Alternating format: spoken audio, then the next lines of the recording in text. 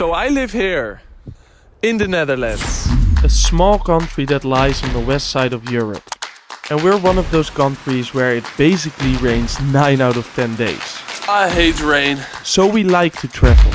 And I've traveled to a fair amount of beautiful places.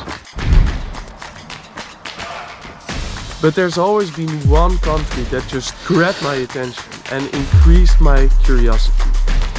And actually so much that I even applied for a job in that country, which meant I had to move and live there.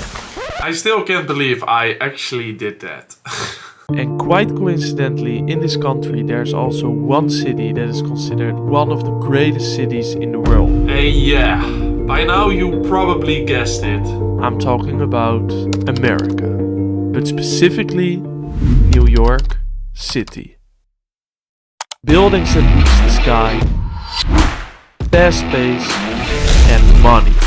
It's the place that gave us Jay-Z, Jordan Belfort, Mark Zuckerberg and so many more successful people. It's essentially the city where you go if you want to make it big in your life. So when my parents-in-law planned to go there and asked me to come with them, it was an absolute no-brainer. And if you guys know me a little bit, you know that I cannot go without making a little challenge for myself. So I made the snare bucket list, which consisted of 10 items I absolutely had to do while visiting New York. And you might think, well, that's so easy. But remember, it was not me going alone. It was me actually completely leeching off my parents-in-law. And obviously there was a very tight schedule in place, with little or no time to spare. So we booked our tickets. And before I knew it, I was on my way to the city which I've always wanted to visit. So this is my New York trip and bucket list.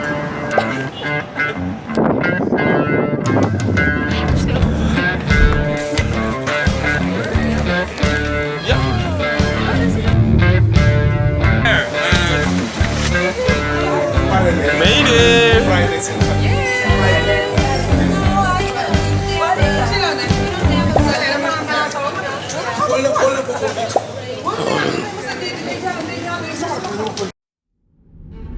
So after a pretty long flight, we dropped our suitcases at the hotel. And we decided not to waste any of our precious time to immediately discover if New York is indeed the beautiful city which people claim it is. Hello, sir.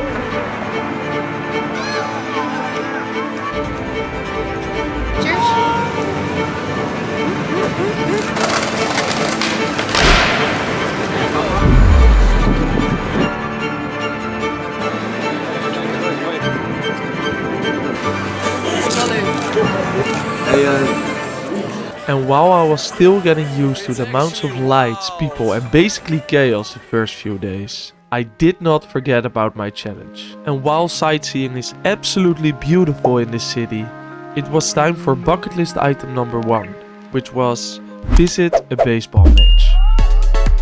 And this was so much fun. And of course we had to blend in like the true supporters we were, so we bought some merch. Okay, I'm going to be honest, I never saw a baseball game in my life, but I knew the rules still from high school. And just experiencing the overpriced beers, the energy of the fans, Aaron Judge and even a couple of home runs made this entertaining as fuck. And they also won, so great success. And that brings me to number 2, have a workout in a calisthenics park.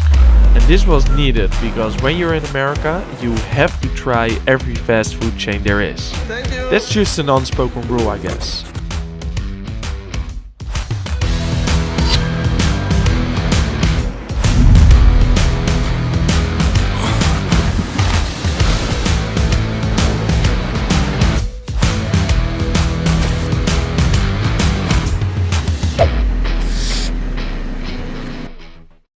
And after that, I immediately did item number 3, have a full American breakfast.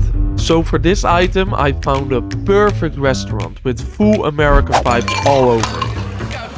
I'm so excited. And let me tell you, this breakfast was the best and worst thing at the same time. Yeah, I also thought that this was a scoop of vanilla ice cream. It's f***ing butter, dude.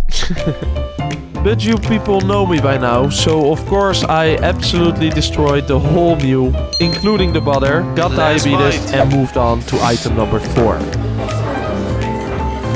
Stand on top of a large building, which I did twice. Standing on top of a high building, officially check. Paired with some more basic tourist exploring. Yeah, cool stuff. So time was flying, and while the first day was quite overwhelming, I was starting to see the beauty that lies inside the chaos which lives in this city. I didn't expect me to say this, but I'm loving this city more and more. It's just so much chaos. There's always something going on, and I'm sitting here in the middle of a street and nobody gives a single f***. And during the time I was slowly falling in love with the city, I was still on my junk food rampage. And that brings me to number 5. I had to try a hot dog from a hot dog stand, which you always see in the movies. And let me tell you, there are many stands, but we found the perfect sketchy stand to try the world famous hot dog. So we've searched for the perfect hot dog place since we've been here. And if you look at the guy, he's the perfect guy to give you a sausage. Cheers! Not bad. It's not bad at all! So by now I was halfway down the line with my bucket list. But we only had 1.5 days left in the city. So I had to really pick up the pace. So I did something illegal, shot a gun. And yeah, I know it's not a real one, but they would not let me shoot a real gun in New York without a license. We did actually try it though. We're going to shoot. We hope. We don't know if we can. And later we ended our night getting a little drunk, first on the boat trip, and after that in the most random karaoke bar in Chinatown.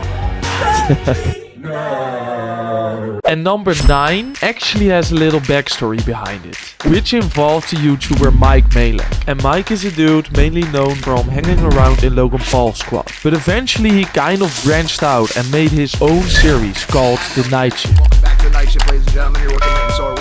And in this show he always does a burger review. So in one of his last episodes he reviewed this burger place and he gave it a 6.6, which is obviously awfully low. But the fun thing is that this place actually made a response to the 6.6 and they made a whole special burger and they called it the 6.6. And Mike, he went back to the place and actually gave it an 8.8. So I had to try the Night Shift burger and see if Mike is an actual pro burger reviewer like me. Oh damn. This is the burger, the 6.6. Double patty, brioche bun, lot of pickles. It feels a little bit drenchy, maybe that's the point. Honest review, here we go.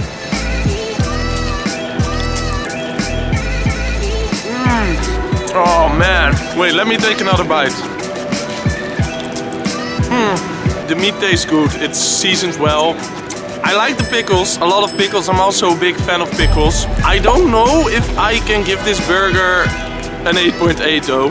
I would give it like a 7.3. It's not bad, but it could be a lot better. I mean, the bun is kind of dry. There's not a lot of sauce on it, and it's basically only meat and pickles that you taste. But after some more investigating, I had to come back on my first rating. 7.7, final answer. It is better than I said.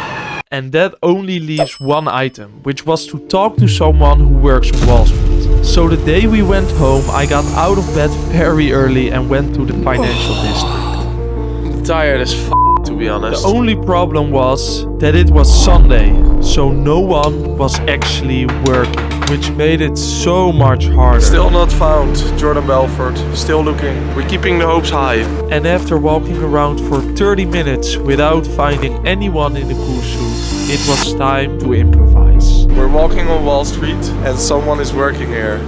Let's fucking go. He's my only chance today, so I gotta be nice. And I'm so happy that I can finally say that I completed the bucket list.